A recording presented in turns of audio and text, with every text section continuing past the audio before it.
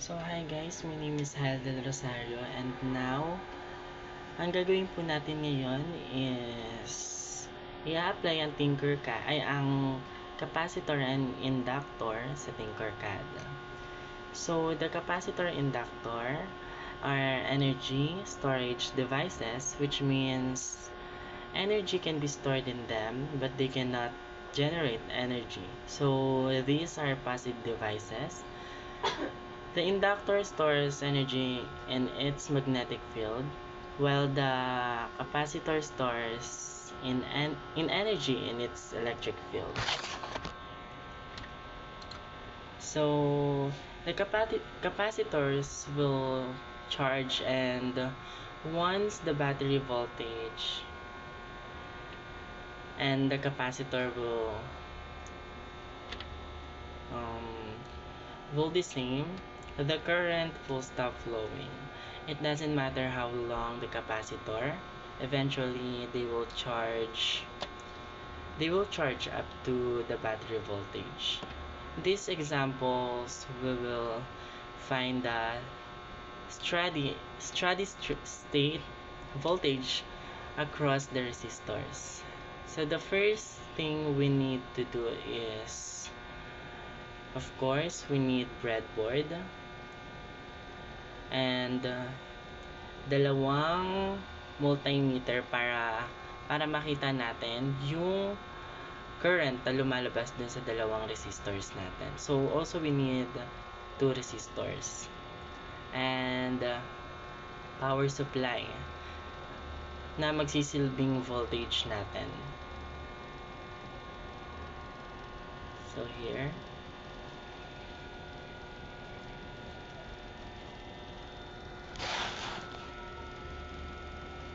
so capacitor,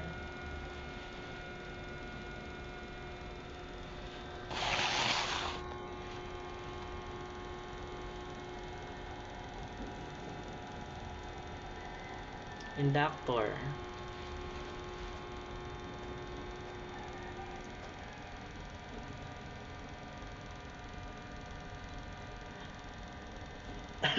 excuse me. So in this video, ang kailangan lang po natin sa power supply, yun sa voltage is 10 and also the current. So i-connect natin yung negative dun sa negative ng breadboard, same wise sa positive.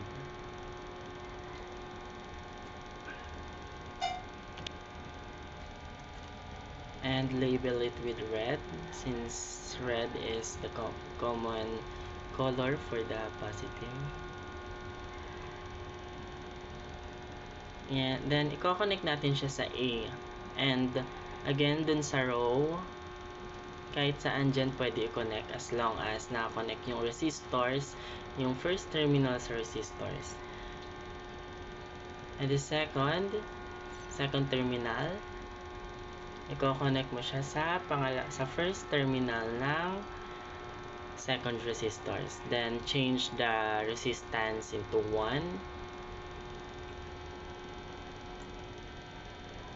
Same goes to the resistors. The resistance is also 1.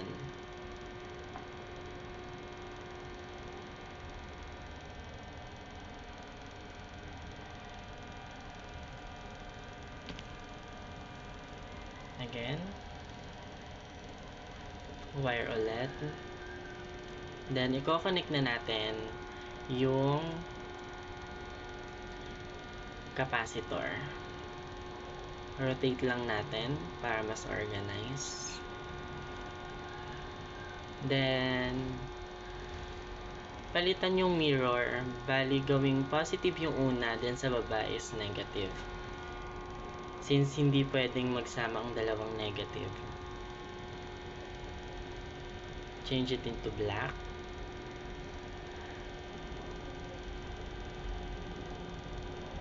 Then ilalagay na natin yung inductor. Make sure yung first terminal ng inductor must be positive And yung capacitance ng capacitor must be 500.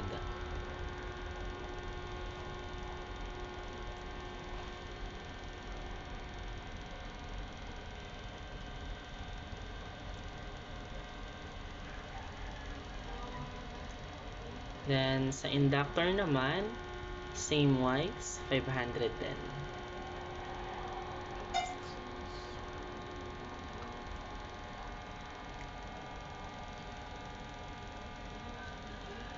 Wait lang, ayusin ko lang. Yan, 500. Then, the first terminal, connect sa negative.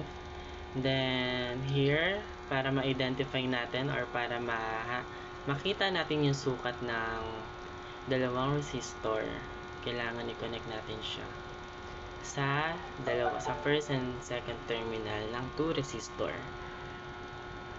Change it into red since positive yan, same wise sa second resistor.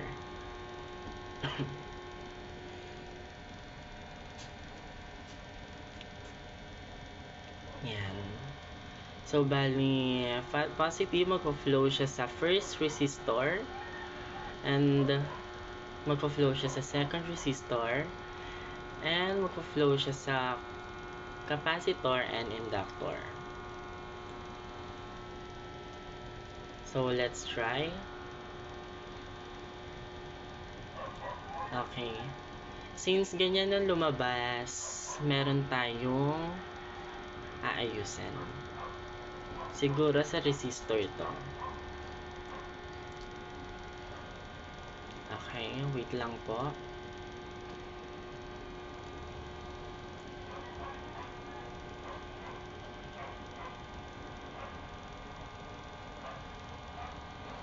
Wait lang. Dapat ang lumabas dyan is sa multimeter, sa resistor is both 99.9 or 9.99. Yeah, 9.99. Since ang hinahanap nating value ng voltage is 0.1 or 1. So the 2 resistor must be 9.99.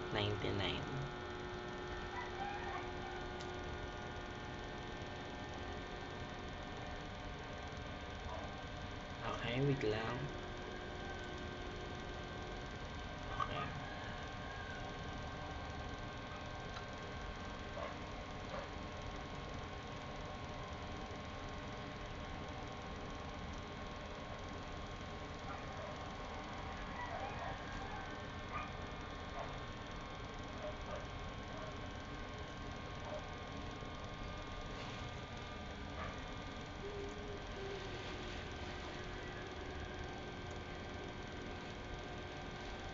Okay, wait lang.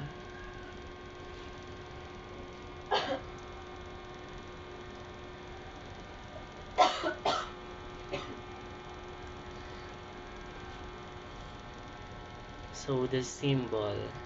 Ang problema natin dito is symbol. Okay, let me fix the symbol. Change it into K. Ayan. So, if we run this in Tinkercad, dapat itong lalabas. If we apply. Ayan. So,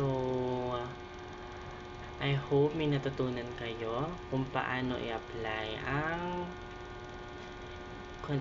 inductor and capacitor sa Tinkercad.